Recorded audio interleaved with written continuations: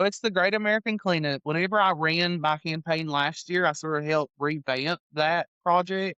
What I did last year was I got with Parks and Rec, and we actually created a scavenger hunt, is what it was. And in our areas that are filled with litter, what we do is we have an item there that that the citizens can go and find. And if you find that, we've also partnered with the GAT Partnership. The GAT Partnership has gotten with several businesses to where they donate gift cards. I also own Sugar Shack Barbecue, so we donate gift cards to that as well. And it's an incentive for your citizens pretty much to get out in the community.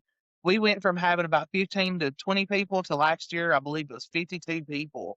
I had other Coburn and Wise was calling saying, "What did you all do to make it such a great event?" It was working together with different representatives of the town, and just an idea that I had in my head, and it was actually an idea from my youth. Like I said, I grew up in Appalachia, so we did the Great American Cleanup. It was called the Leo's Club, actually. It was ran through the Lions Club. We were the original charter, I guess you could say, for that. Yeah, my grandfather was a big Lions Club member, Henry Fields, and so he brought us on along with Susie Fillmore and Ben Hooper, and they created that Leo's program in our 7th grade. And we would go out in the community, we would do certain things, and then you would get rewarded for it.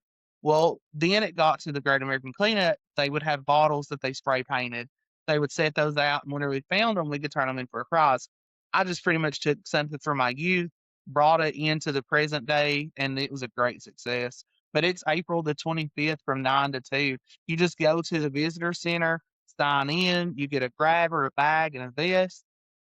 Bring your church, bring your local Boy Scout group, whoever you want to get out there. And it's a good time. I had fun last year. I mean, it was raining. We still had fun. Wow. Yeah.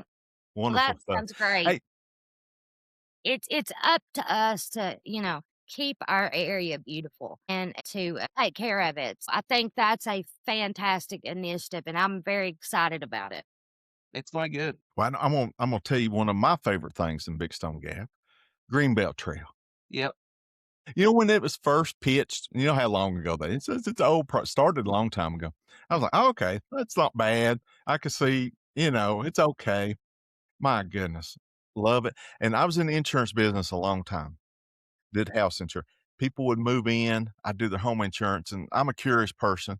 So one of the things I'd always ask, especially if I saw they moved in, one comes to mind from Flint, Michigan, and yeah, the wife and stuff. Or I would where they worked at. I would have thought they would have looked at Wise, but they said Big Stone Gap. The husband worked in Big Stone. I mean, worked in Wise, and I said, well, why did you choose Big Stone Gap over any of the other communities? He kind of shook his head and said, well, I made a bad mistake of letting my wife go to Big Stone Gap, and somebody took her on the Greenbelt Trail. Fun. We live in Big Stone Gap. So, but anyway, let's talk a little bit. Cool. And when will that be completed to Appalachian? Is there plans to maybe take it up to Norton like a creeper trail? So I'm pitching. there are plans for that, and it's already been approved to end up connecting to the Powell River Trail. I live in the Italy Bottom area, and so the latest Mhm. edition has actually come by the gym here, and then it runs along the river there, and it stops probably about a few feet from where the old Pizza Hut used to be at. There's going to be a new bridge that's involved in that project. There's a lot of funds that have went in there and have already been secured. So we know that it's going to essentially connect to the Powell River Trail, which is going to be great for the citizens of Appalachia and Big Stone Gap. Yeah. And even before I ran, I heard there was talks for it to connect to Norton on that backside with Blackwood and through that area. And that would be great because I just keep thinking now, I'm not running a marathon, but anybody that wants to run a marathon, that'll be a great course for a marathon, a great course for our cross country